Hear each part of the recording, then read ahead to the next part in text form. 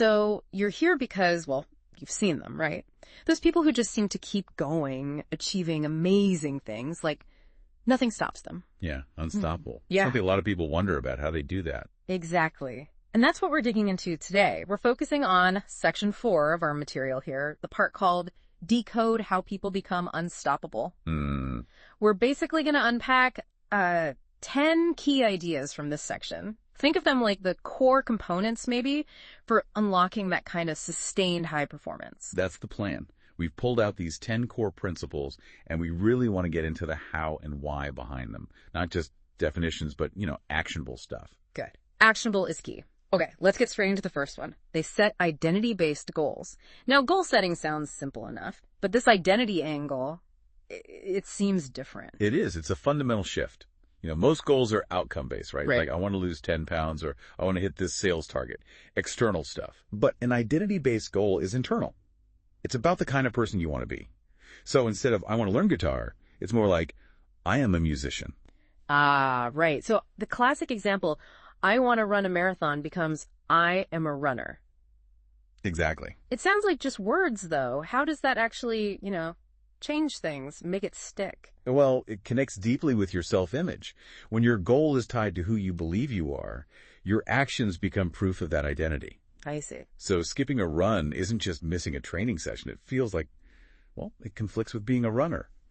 That pull to stay consistent with who you are is much stronger, much more intrinsic than just willpower chasing some external thing. Okay, that makes a lot of intuitive sense. The consistency comes from protecting that self-image. Spot on. The material says strong habits really come from that deep self-belief. Right. Okay, let's move to the second principle. They accept boredom as a feature, not a bug. This one feels unexpected. We always hear about passion and excitement driving success. Yeah, it's counterintuitive in our sort of novelty-obsessed culture. We think peak performance needs constant fireworks. But the reality, for people who achieve mastery, it almost always involves repetition, a lot of it. And yeah, that can feel boring sometimes. So they're not always fired up? Not necessarily, no. Yeah. They understand that the monotonous parts aren't assigned to stop. They're just part of the deal. Yeah. They find meaning in the repetition, maybe focusing on tiny improvements, or just the discipline itself. So they've kind of decoupled the action from needing to feel inspired all the time? Precisely. Greatness, like the material says, is forged in repetition. It's built in those quiet, consistent efforts, not just the highlight reel moments. It's a huge mental shift. Okay, third point. They anticipate resistance and plan for it. So it's not just about pushing through with willpower. No, relying purely on willpower is, it's fragile. It runs out. They're really effective people. They're proactive. They know roadblocks are coming. So they prepare. Exactly. They design their environment, their routines, to make the good habits easier and the bad habits harder. They remove friction for the things they want to do. Can you give an example? Like, what does that look like day to day? Sure. Things like setting defaults. If you want to eat better, you don't keep junk food easily accessible, right? You make the healthy stuff the default choice. Makes sense. Or setting up cues, like leaving your running shoes by the door as a visual reminder. Or creating frictionless pathways, making it really easy to start the task you intend to do. It's about engineering success instead of fighting uphill battles constantly. Like being your own behavioral architect. I like that. Yeah. Okay, number 4 is interesting. They use self-talk as a weapon. Weapon sounds intense. It does, but it highlights how deliberate it is. Yeah. We all have that inner voice, right? For these high performers, it's not just random chatter. It's a tool, a very powerful one. How so? How is it a weapon? Because they actively manage it. They know that what they say to themselves shapes their confidence, their focus, their resilience. So they cultivate self-talk that's, supportive but honest, focused, constructive. So it's different from just beating yourself up when you mess up. Oh, completely different. Negative self-talk tears you down. This kind of self-talk is strategic. It's about encouragement during struggles, keeping focus sharp, and giving yourself real feedback without spiraling. The material calls language a performance-enhancing drug when used this way internally. Wow, that's powerful. Okay, principle number 5. They normalize the dip. I like how blunt that is. The dip. Yeah, the dip. It's that phase everyone hits in a long-term project or skill development where progress just stalls. Motivation drops. You start thinking, is this worth it? We've all been there. Absolutely. But the key difference is how unstoppable people view it. They don't see it as failure. They see it as normal. expect it even. So they don't panic or quit when it happens. Right. They understand it's a filter. A lot of people drop out during the dip.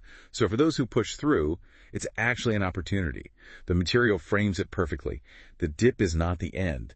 It's the price of entry to the next level. The price of entry. I really like that framing.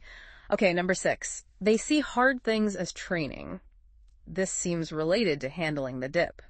It definitely builds on it. Instead of seeing challenges or setbacks as purely negative things to avoid or endure, they reframe them. They see difficult stuff as, well, practice, opportunities to get stronger, to build skills. Like mental weightlifting. The material talks about growth reps. Exactly like that. Every tough situation you navigate, every problem you solve, it's like a rep that builds your mental toughness, your resilience, your problem-solving muscles. It makes you better prepared for the next hard thing. So they embrace the pressure. Yes, they operate with a mindset that pressure creates diamonds, not cracks. They know growth happens at the edge of their comfort zone through those challenging experiences. Okay, moving to number 7. They build feedback into their routine. So, actively looking for critique. Actively looking for information. That's the key. They see feedback not as judgment, but as essential data for getting better. You can't improve what you don't measure or understand. Right, so how do they make sure they get it regularly? They build systems for it. This can mean having mentors or coaches who give honest input. It could mean tracking progress with clear metrics, or using tools that give objective data. The goal is a constant loop. Perform, get feedback, adjust, perform again. So it's about rapid course correction, basically. Yeah, staying agile and constantly refining based on real information, not just guessing. Makes sense. Principle 8. They don't chase motivation, they build rituals. This echoes the boredom point a bit. It does. It's about reliability. Motivation, as we know, is fickle. It ebbs and flows. You can't build consistent high performance on something so unreliable. So what do they rely on instead? Systems, rituals, habits. They build specific routines into their days that ensure the important actions happen, whether they feel like doing them or not. So the structure carries them through, even on off days. Precisely. The material uses a great phrase. They turn ambition into architecture. They design their days, their weeks, to automatically include the actions that lead to their goals. The ritual drives the action, not the mood. Ambition into architecture. I like that. Okay, number 9, they work from vision, not urgency. That sounds like a battle in today's world. It absolutely is. There's always something urgent demanding attention, right? Emails, notifications, small fires to put out. Constantly. But people who sustain high performance over the long haul are anchored by a clear, compelling long-term vision. That vision acts like a compass. How does that help with the day-to-day urgency? It helps them prioritize. It allows them to ask, does this urgent task actually move me towards my long-term vision? Whoa. It prevents the tyranny of the urgent from constantly derailing the truly important work. They don't let their inbox or their calendar dictate their ultimate direction. So the vision provides the why that helps them navigate the what each day. Beautifully put, yes. All right, that brings us to the final principle, number 10. They stack identity plus discipline plus leverage.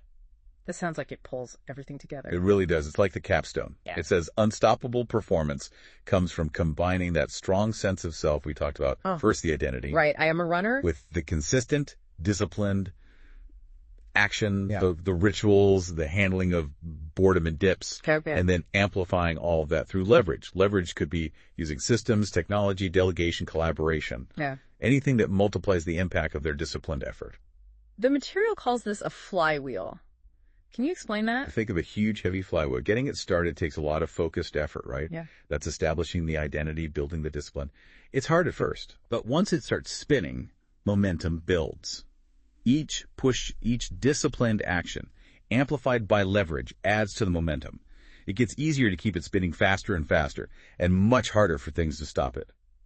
That combination creates this powerful, self-reinforcing cycle of achievement. Identity, discipline, leverage. Yeah. Creating that unstoppable momentum. Wow. That's the idea. A powerful combination. This has been incredibly illuminating. 10 clear principles. And the big takeaway for me is that none of this seems like, magic or innate talent. It's learnable. Absolutely. These are strategies, mindsets, approaches. They're things people do, not just things they are. They can be cultivated, practiced. So for everyone listening, as you think about these 10 points, maybe just pause for a second. Which one, or maybe two, really jumps out at you right now? Yeah, which one feels most relevant to where you are or what you're trying to achieve? Sure.